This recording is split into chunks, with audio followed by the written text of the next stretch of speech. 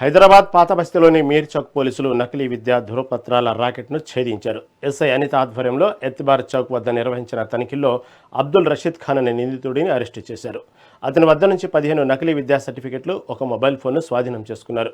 స్వాధీనం చేసుకున్న వాటిలో తమిళనాడు, మహారాష్ట్ర బోర్డులకు చెందిన డిగ్రీ, ఇంటర్ నకిలీ పత్రాలు ఉన్నాయి. విదేశాలకు వెళ్లే వారికి వీటిని విక్రయించి నిందితుడు సొమ్ము చేసుకుంటున్నట్లు పోలీసులు తెలిపారు. ఈ కేసులో పరారీలో ఉన్న మరో ఇద్దరి కోసం గాలింపు చర్యలు చేపట్టారు.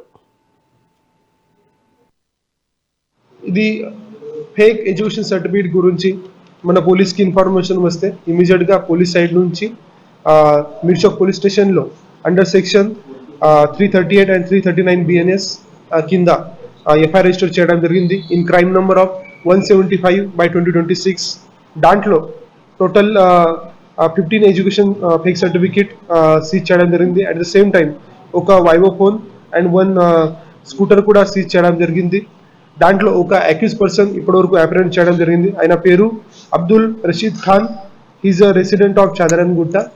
సో దాంట్లో కొన్ని ఇంకా కూడా అక్యూజ్ పర్సన్స్ కూడా ఇన్ఫర్మేషన్ వచ్చింది. అది కూడా ఇమీడియట్గా మనము టీం పెట్టి ఇప్పుడు రిమాండ్ చేయడానికి ప్లాన్ చేస్తున్నాము.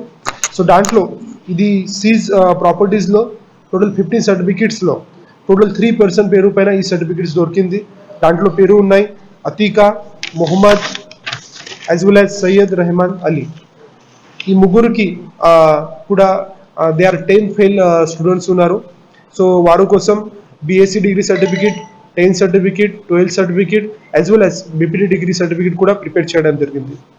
ఇది మోటివ్ ఆఫ్ దిస్ క్రైమ్ అంటే నార్మల్గా ఎవరైనా 10th ఫెయిల్ స్టూడెంట్స్ ఎవరెవరు ఉన్నారో వారికి క్యాచ్ చేసి దాని నుంచి almost 30,000, 40,000, 60,000 depending on the capacity amount collect చేసి ఎవరైనా అబ్రాడ్లో పోవడానికి ఉంటే ఈ ఫేక్ సర్టిఫికేట్ క్రియేట్ చేసి వారికి ఇవ్వడం జరిగింది.